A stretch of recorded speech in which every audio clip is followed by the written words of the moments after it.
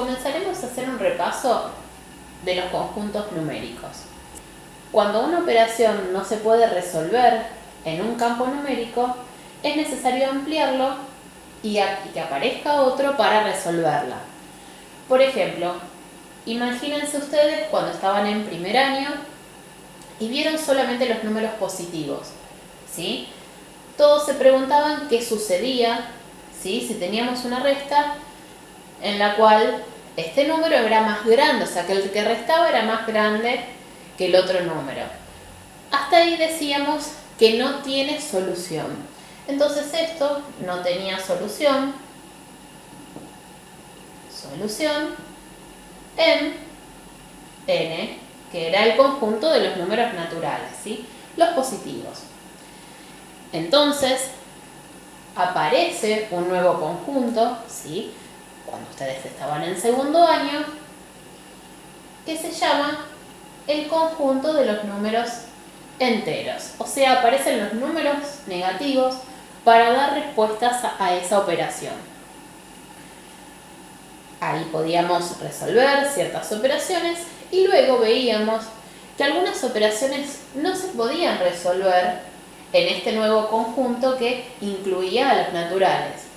¿Sí? Por ejemplo, esa división, 10 dividido 4, no se podía resolver porque no me daba exacta.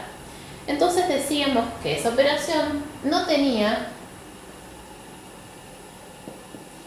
solución en z, o sea, el conjunto de los números enteros. Es por eso que necesitamos ampliar ese conjunto y agregar más números, que serían los decimales y las fracciones, ¿sí? Ese conjunto lo llamamos Q, que es el conjunto de los números racionales. Luego de trabajar, ¿sí?, con esas operaciones, notábamos que había ciertas raíces que no las podíamos resolver en forma exacta, ¿sí? Ese raíz de 8 no lo podía resolver con un número entero, ¿sí?, o racional. Entonces decíamos que esto no tenía solución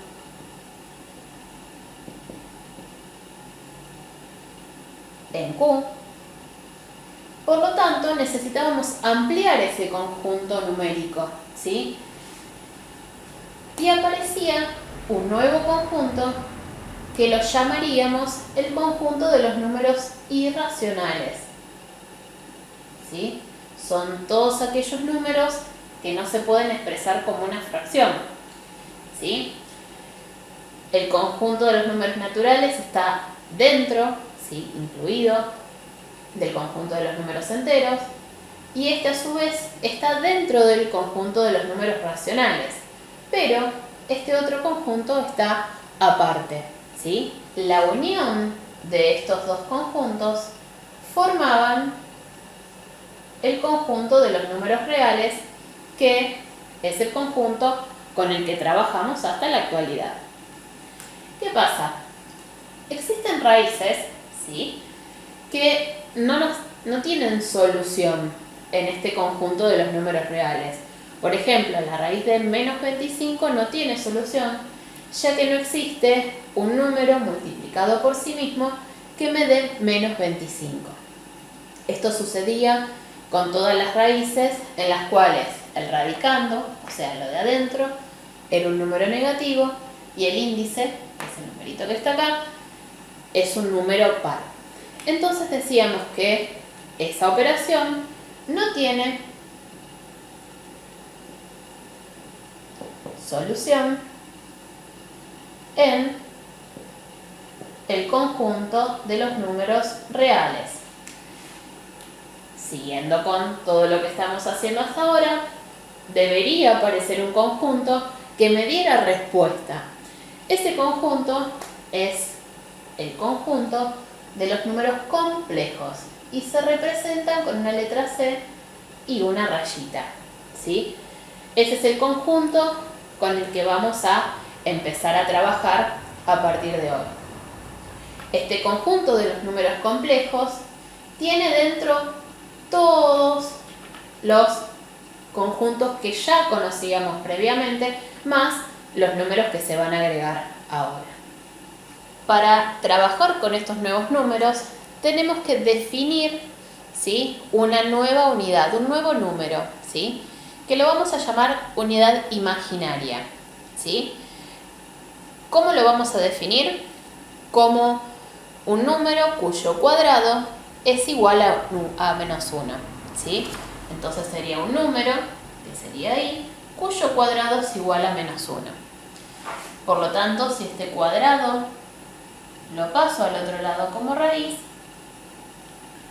recuerden que siempre que pasábamos cuadrados hacia el otro lado, teníamos una doble raíz, positiva y negativa, ¿sí? Después vamos a ir avanzando y vamos viendo con cuál vamos a trabajar.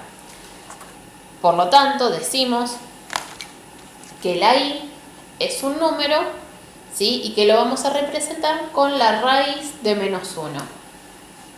A esto que está acá lo denominamos unidad imaginaria.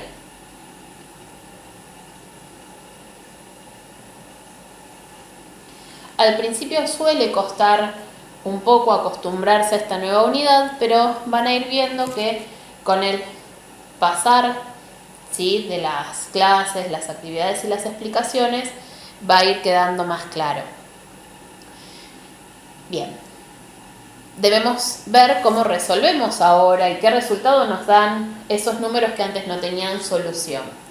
Por ejemplo, si nosotros queremos resolver ahora la raíz de menos 4, ¿sí? Recuerden que si esto lo colocamos en la calculadora nos va a arrojar un error, porque trabaja solo con números reales, ¿sí? En este caso, lo que vamos a hacer es desdoblar ese menos 4 como una multiplicación. Como la multiplicación de 4 por menos 1. También lo podría haber desdoblado como la multiplicación de 2 por menos 2, pero no me serviría. ¿Por qué no me sirve? Porque tenemos que tratar de hacer que aparezca este raíz de menos 1. Si yo lo desdoblo de esta forma, puedo aplicar la propiedad distributiva y realizar lo siguiente. Decir que la raíz de 4, la resolvemos normalmente, sería 2, y la raíz de menos 1, según esto, ¿sí?, que definimos anteriormente, sería el valor de i, ¿sí? En definitiva, la raíz de 4 se transforma en el 2 y la raíz de menos 1 en la i. Ese sería el resultado de la raíz de menos 4.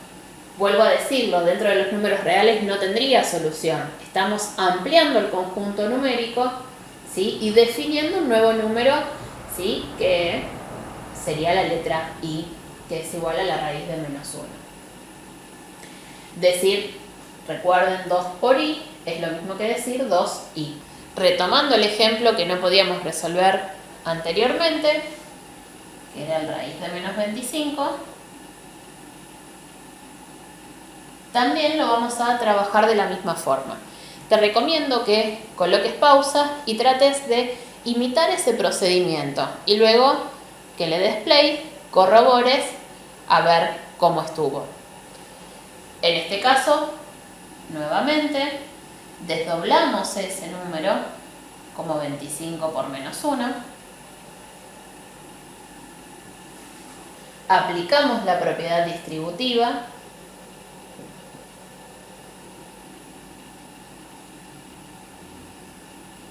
y resolvemos. La raíz de 25 nos da por resultado 5 y la raíz de menos 1 sería i. Y aquí terminamos este ejercicio. Les recomiendo que resuelvan el ejercicio número 1 antes de continuar para ir entrando mejor en el tema. Los ejercicios, ¿sí?, del punto 1, les voy a pedir que lo resuelvan de esta forma, ¿sí? Una vez que avancemos, ya este desarrollo, si no lo necesitan hacer, ¿sí?, van a poder pasar al resultado final. Una de las formas en las que podemos expresar a los números complejos es la forma binómica, ¿sí? lo vamos a representar de esta forma. Z es un nombre que le vamos a dar al número. Por lo general, para los números complejos se utiliza la letra Z. Vamos a decir que A va a ser la parte real. ¿Sí? Va a ser un número como los que estuvimos trabajando hasta ahora. Y B, que es el número que acompaña ahí, ¿sí? Se va a llamar parte imaginaria, porque acompaña a la unidad imaginaria que es I. Entonces, por ejemplo, acá tenemos tres situaciones distintas. Z1, Z2 y Z3. Utilicé esos subíndices para diferenciarlos y no agregar más letras A, B, C y D y empezar a mezclar un poco todo. El complejo Z1, su parte real es 2 y la parte imaginaria es 3. En el Z2 no tendríamos parte real, ¿sí? Sería 0. Y la parte imaginaria sería menos 4. Y en el Z3 no tendríamos parte imaginaria, por lo tanto sería 0, pero sí parte real, que es 6. Vamos a tener números en los cuales tenemos las dos partes o números en los cuales falta una de esas partes. Por ejemplo, si nosotros no tenemos el valor de B, es decir, vale 0, diríamos, como tenemos solo la parte real, decimos que el número es un número real, como en Z3. Si no tenemos A, ¿sí? Diríamos que es un imaginario puro, ¿sí? Porque no tiene parte real.